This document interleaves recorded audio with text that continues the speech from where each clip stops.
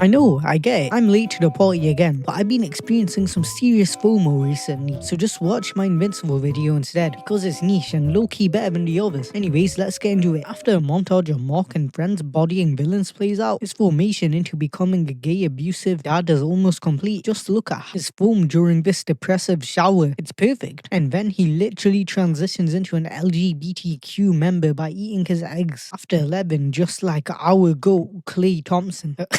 Man, prime Klay Thompson was something else. His game really made me develop a love for the NBA. Moving on, Oliver tried to rest for almost a whole second, which is illegal now, so Mark threatens to tear his body apart if he doesn't go back to his unpaid internship. Luckily for Oliver, his mommy got him off the hook, so Mark gets the privilege of being abused by a dinosaur all by himself. The dino bro bites off Mark's armor, but he's all healed up now, so they start boxing for an unnecessarily long amount of time. And we all know bro could demolish his guts in one punch, because these are definitely not the same punches bro used to blow Conquest's brains out. This leads me to another point about a problem we all have, and that's Invincible's non-existent power scaling. Mark is the type of guy to beat All Might one episode and then lose to Kirishima in the next one. It just doesn't make any sense. Anyways, the dinosaur's throwing stuff at Mark and he punches through it, but this gives the dinosaurs a chance to grapple with him. But it's okay because Mark kicks him away. The dinosaur now tries to spear Mark, but he just punches his nose into a building and it turns out the dinosaur is just some naked guy. Basically, he has a symbiote that takes over him without his consent, except it's a dinosaur that gives into his impulsive but admittedly dumb ideas to better the world. So Mark was gonna crack bro right there and then, but the Walmart Avengers were there to witness it all. Speaking of the Walmart Avengers, Cecil Yahoo managed to somehow get the whole gang back together, and he also gaslit Robo Boy into being the underling for this douchebag over here. Now me personally, I'm leaving the room and dragging everyone with me because I have the leverage and this guy is an S tier chud. I cannot believe he really told Robo Bro to earn his trust again in order to get leader. As he looked in a mirror recently, bear in mind, he has a top 3 Viltrumite hidden in his basement who Mark thinks is dead currently. I'm truly lost for words. Moving onwards, Mark gets the pleasure of dining with Sam, her mother, and her abusive daddy. He's currently shaming Mark for wrecking Chicago last season, which wasn't his fault. It was just the fault of some schmucks who happened to look like him. Anyways, he saved the planet from getting enslaved by a bunch of Viltrumites. In a way, so daddy needs to chill. Back to some more Oliver slander. This kid grew up to be a real weirdo. He's out here power scaling who makes more noise during SEX between his mommy and big bro, and he's decided it would be a good idea to have the symbol of the guy who flatlined the OG Avengers on his costume. This is when I realized that Oliver is just a troublemaker. Anything you tell him to do, he'll do the opposite. He literally had the chance to get an easy W by taking on Furnace, but Mark specifically asked him to fight the guy, so all of a sudden he doesn't like running fades anymore. Oliver is the type of guy to fight someone named Oliver Death Machine after being specifically told for the 67th time not to fight it. Oliver is truly stoppable on his day. Oliver is like a battle beast, but he never wins a fight. So this green lady is now trying to steal all of Invincible Inc.'s electricity because she needs it to save her people, but in the unintentionally funny words of Mark, why is she killing the people around her to get the power in order to protect another group of people? How does that make any sense? The answer might surprise you, but it doesn't. Eve's powers are also acting up at the moment, probably because of some trauma from her MVP performance against Conquest,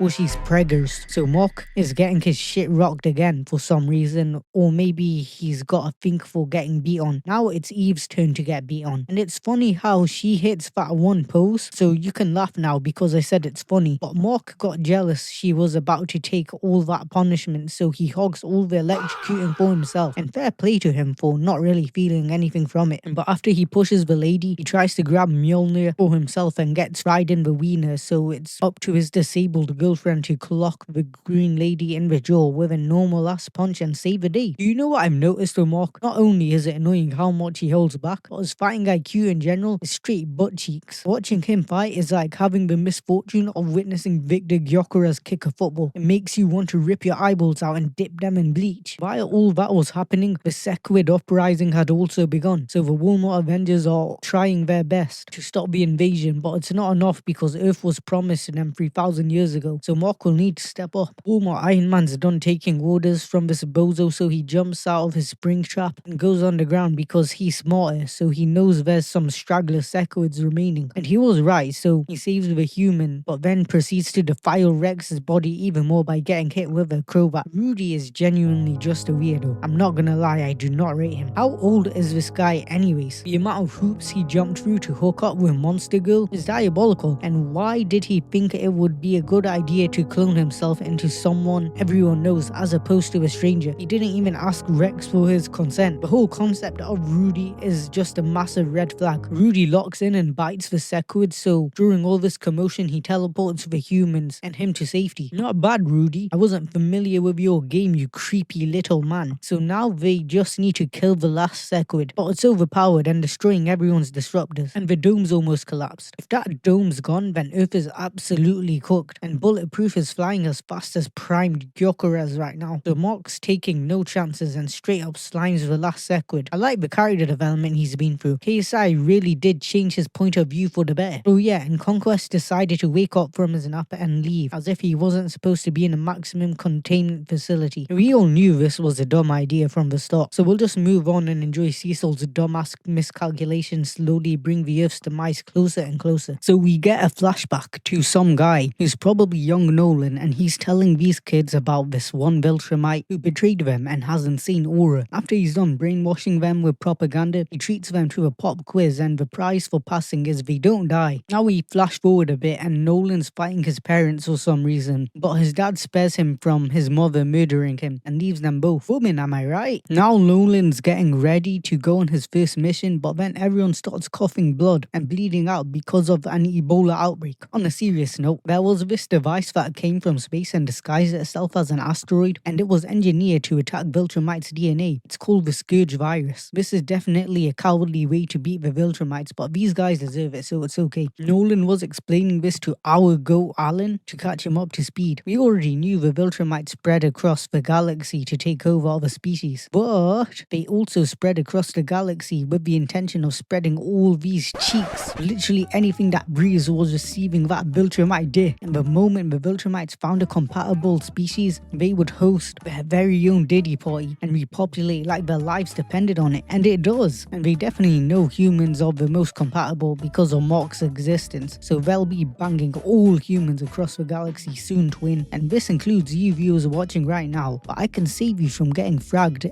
in the cheeks. You just need to subscribe. Do it, twin. Okay, but I do have a genuine question. Why don't the Viltrumites just crack each other? Is that not just the logical thing to do? We'll just move on for now, well, because I might have gotten a bit carried away with this segment. Maybe I'm not even the problem here. Love is just in the air this episode. After Alan's girlfriend fires an RPG at Nolan to remove his clothes so he can join in, he explains there's only 50 Viltrumites left, and it turns out Alan's boss is the legendary betrayer from that flashback as well. Nolan says he's not joining the fight against the Viltrumites, but we've all seen this song and dance before. He will for sure, but for now, we'll settle at helping everyone find the weapons that will cause the Viltrumites' destruction. In between getting to the actual destinations, Nolan gets the pleasure of sleeping on the couch and listening to Alan and his girlfriend do each other non-stop. So the tin can they are in can only take them this far because of all the meteorites. So Alan and Nolan carry on by themselves. He's also still trying to seduce Nolan into fully joining their side throughout the episode. They're trying to get back this weapon from Space Racer, who is a guy Nolan slimed 100 years ago, and it turns out Nolan didn't actually finish him off. He did something even worse. He accidentally trapped Space Racer under all this rubble for 100 years with no access to Yokaizen videos to entertain himself. Space Racer is using all his pent-up rage to body them in this 2v1 by avoiding their attacks and powering up his overpowered gun. I can just tell from the way he fights that if he managed a football club, then he would play the most nastiest haram ball we have ever seen. He's now busting up asteroids so these two have less space to avoid getting disintegrated. And after Nolan tickled Space Racer for a bit, he unlocks his second phase by having Space Racer summon the vehicle he races on. Before they get turned into dust, Alan's gonna seduce Space Racer to save everyone's lives. Before all this, they just needed the gun, but now that it's confirmed Space Racer is alive, if they could get him to join and use his gun against the Viltrumites, then that's a bargain. That's easier said than done, of course. Realistically, if any of us are in this situation, we're just gonna be blinded with rage and destroy Nolan's genitals, because getting stranded in the dark for a century is a pretty big deal. But it turns out Nolan simply apologized apologizing was enough to get Space Racer to join. I guess the fact that a Viltrumite apologizing is about as rare as Oliver winning a singular fight was a good enough reason, and it helps that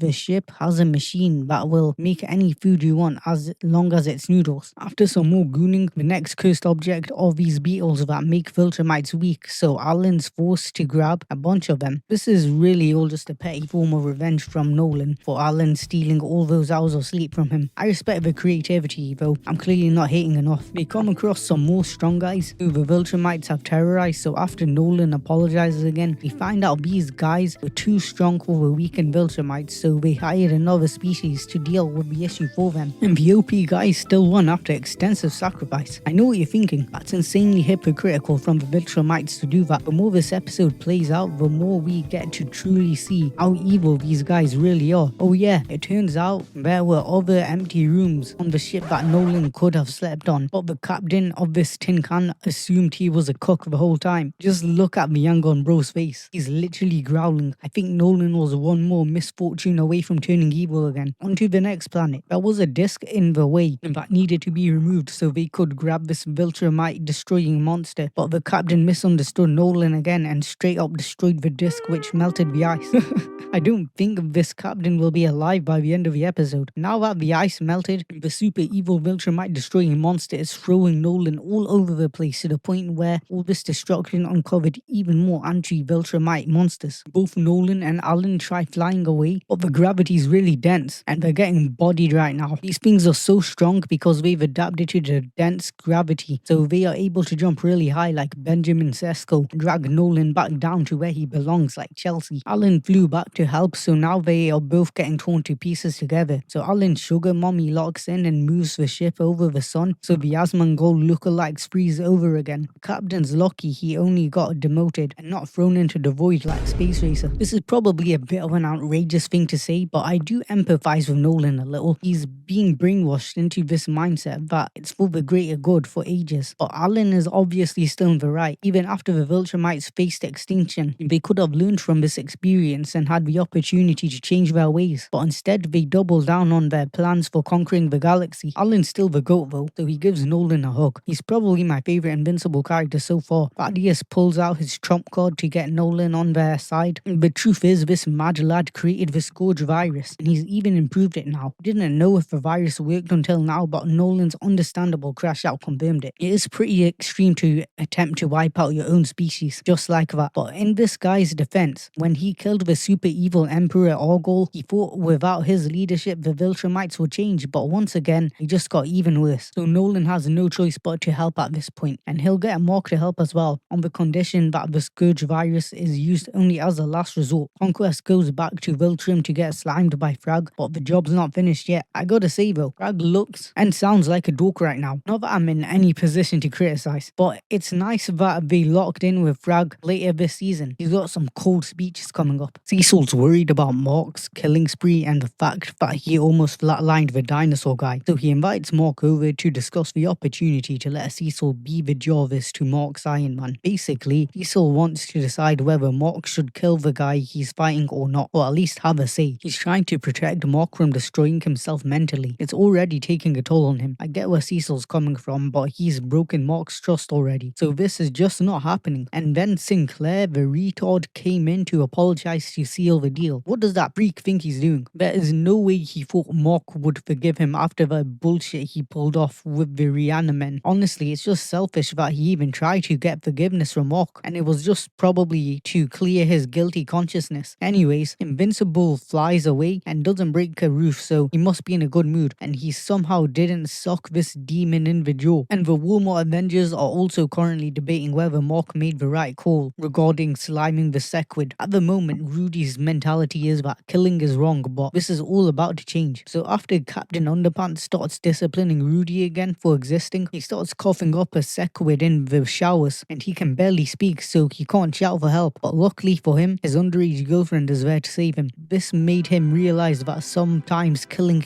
people is okay. They beat the villains and they come back stronger. They need to beat these guys before they get the opportunity to come back stronger. Fair enough. Mark's trying to talk to his therapist with benefits about how killing makes him feel bad, but she's also having a breakdown because her powers are gone, so she has no identity now. now. This episode's mainly centered around Machine Head and friends, so Titan and Magnetak are fighting each other now. This is like watching a stoppable force versus a movable object. Magnetak is just running away and hitting Titan with stuff that doesn't hit, so he does the logical thing any sociopath would and starts chucking knives at Titan's wife and kid. Luckily for Titan, the isotope guy teleports them away safely so he can beat Magnetak to death. Debbie's currently getting peer pressured into moving in with this guy, and all she has to do is sell her house, then move in with this fella she barely knows, which is a completely fair deal. And just as he was pondering this, Oliver flew into the house with his fuck-ass haircut. Someone seriously needs to give him a fade or something when he's sleeping against his will, because I'm pretty sure the Lord Farquaad cut is actively nerfing him. But Oliver's gonna need to lock in here because these two lovebirds need to have their mandatory therapy plus goon session now, so he needs to take over Invincible Inc. for now because he's gonna deal with the guy who's messing with Titan. As Rudy's trying to fix Eve, he gets a super evil villain alert that the Flaxans are back.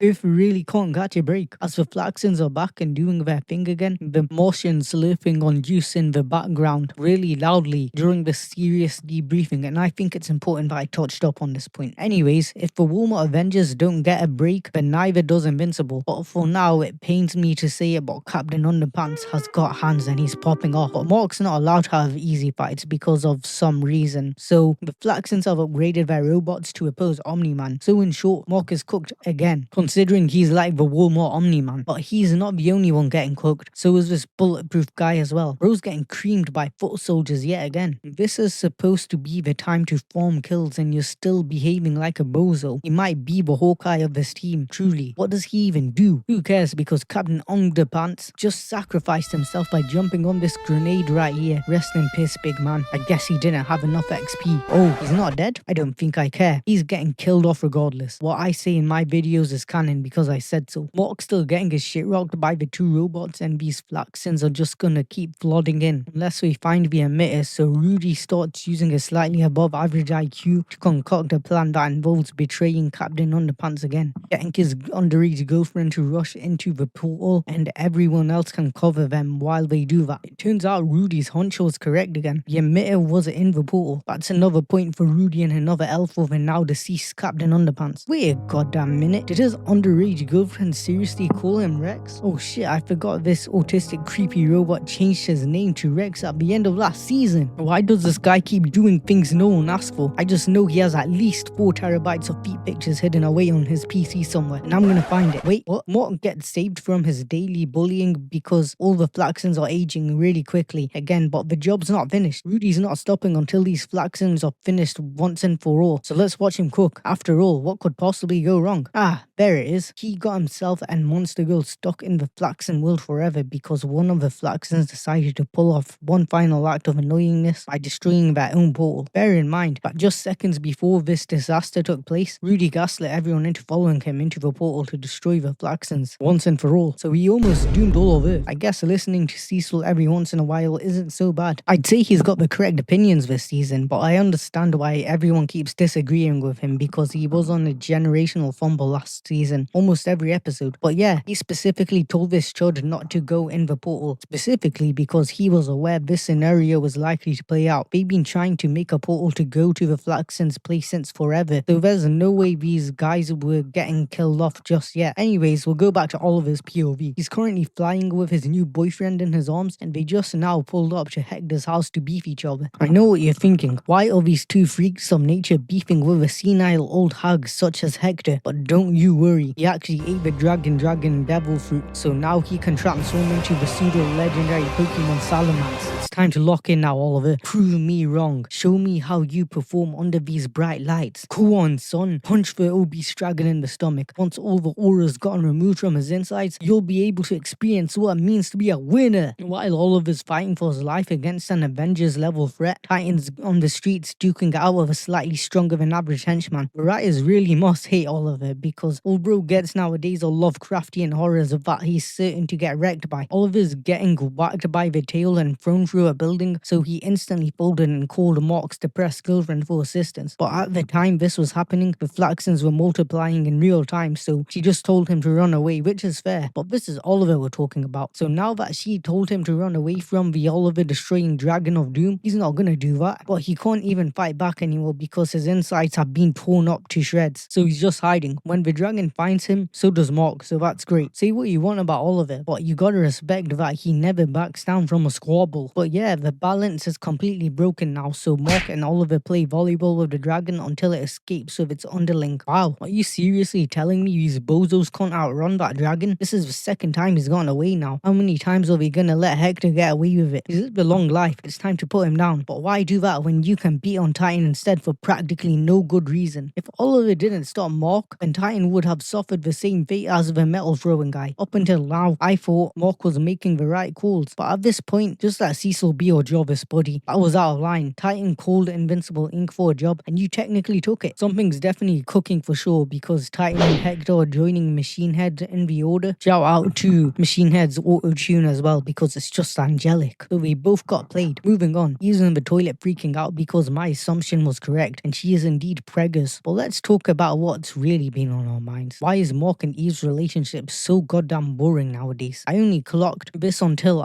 after rewatching the season 4 trailer, where the both of them were actually having an entertaining and funny dialogue. But nowadays, all they do is just sit on the damn roof, apologize to each other, and then get straight to cracking each other. Apparently, she can't even do the apologizing part anymore because the suit guys has taken over now. What's next? Is he gonna stop pegging bro as well? I'm getting carried away again. The suit guy points out that the fact that Mark is even worried about all these kills is already proof that he isn't like Nolan. But in my opinion, he should probably relax on the killing a bit because his excuses are a bit far-fetched. The suit guys made the old suit for Mark this time so he can go back to his old ways or something. But it would have been nice if he got a new suit, but oh well. The remainder of this episode is low-key filler, but we'll cover it anyways because it's kind of funny. This lava lady called Volcanica is beefing with these demons and they are gaining the upper hand, but then she pops her ult when they go in for the kill, and now Lava Girl's bodying young Damien, but then her sister starts slapping up Lava Girl through the power of family, so everyone starts jumping her again. But it's okay because Volcanica got a headache, so we all know what this means. She gets to body the opposition again. She shoved her thick juicy hand into Domino's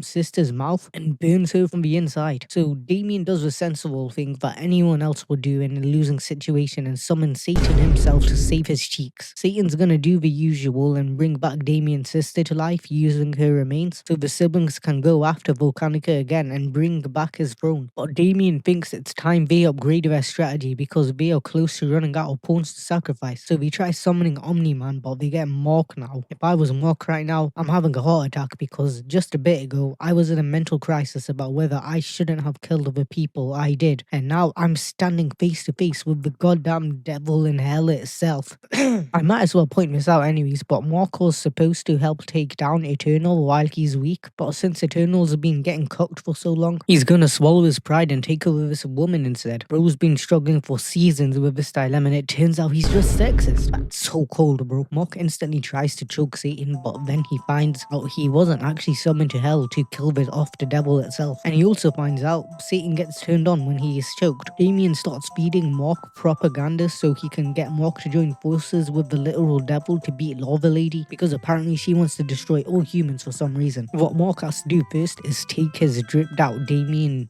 down this hole to retrieve a secret weapon. Well, this is a lot tougher than you think because like 5 whole minutes of screen time are wasted on Mark, getting rage baited by Damien and the fact that he has to keep retracting his helmet to speak. But for real though, just keep the helmet off if you're gonna talk, or shut your fucking mouth, buddy. Whoever designed this helmet did it purely from an aura forming standpoint. This is not it. But at least Damien provides some solid counseling for Mark. He confirms that heaven isn't real, but just because that's the case, he should view this as a chance to make Earth like the heaven he desires. These devils are sure doing a great job keeping Mark on the straight and narrow path, as opposed to everyone else. How ironic. At the bottom of the hole is Cerberus, the 3-headed dog who is guarding the crown they need, and the bad doggy almost one-shot Damien, so Mark throws him as high as he can so he can tame the animal without holding back. And by the time Damien comes back down and is finished shitting himself, Mark's secured the excellent trucker hat. I'm not gonna lie, I'm surprised Mark actually off-screened one of his enemies. I guess the writers had to make up for all the waffling these two bozos were cooking during the fall. Mark continues to try and get Damien to have a heart attack by chucking the crown at Satan when it's fragile. So now Satan is buff and stuff now, so Damien bows to his master and expects Mark to as well, but why would he do that?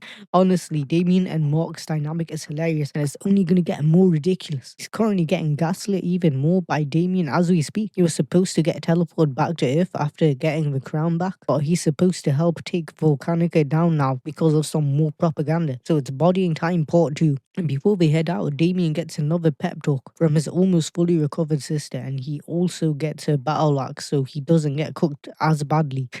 I cannot take this episode seriously. Bro's actively helping Satan regain control of the underworld. While Volcanica's army fights this ragtag group, Mock flies Satan to her so they can box each other, because if she falls then so does everyone. He's also going to clear a path so Satan doesn't get distracted during the 1v1. But it turns out Volcanica purposely nerfed herself all this time so Damien would use Satan. Now she's beating the sin out of them. Damn, that's genius, I'm not gonna lie. Too bad Mock's here, and color me impressed. He took a page from Saitama's books and bodies her in one shot. She does keep coming back, but at least he delayed her for now. He was left with no choice again. If he spared Volcanica, then she'd probably no death the Guardian, so that's fair. The episode was going too perfectly, so Pesky 0 IQ Vial sacrifices its life to damage Bro's costume and then gets removed from existence. Also, I just want to point out how ridiculous it is that Satan can't wrap his head around the fact that Mark's part alien. How about you look in the mirror, buddy? The way these devils talk is so funny. The hell locks over now, so Mark gets sent back up and his buddy Damien got a promotion for his life-saving propaganda, so he gets to chill on Earth as well. This Damien guy is always on some bullshit, but we love to see it. He's currently in Detective Fit and aura farming in the moonlight because he came to Earth to find out what the humans rage baited Volcanica with, because she still wants to wage war against them. Well, that's really what Satan wants to find out, since he narrated all that stuff directly to Damien, but the text seems to irritate him for some reason. It's kind of like what happens if you fall asleep to Goth Mommy ASMR. Eve's trying to get some therapy from Mark's gay twink friend, but all he's doing is speculating about if Mark's dick had super strength, so it probably tore through the condom. And I can't even be mad at that, he's probably right. Eve, being the selfish person she is, moves the topic of the conversation to a darker path and says she wants an abortion, which is fine obviously, but if she does get an abortion, then that means she'll have officially killed one more Viltrumite than Oliver. This is true stat padding. Okay, that was uncalled for, but making fun of Oliver is like breathing. Everyone does it, and I think that's perfect. Now that Mark's therapy session with Damien is over, he's decided to go back to his old ways by wearing his old suit. Luckily for Debbie, Mark's in a good mood, so she announces she's selling the house to move in with this plain guy who we all don't know the name of. And Mark just agrees, but after a selfish decision like that, he's gonna need more therapy, so he heads out to the rooftop to the original therapist and tells her about hell and stuff, which is still somehow funny to hear him describe. But the main thing is that he's getting better mentally, so we guess now is as better time as any to drop the news that Eve is preggers, but she gets cock-blocked when Nolan and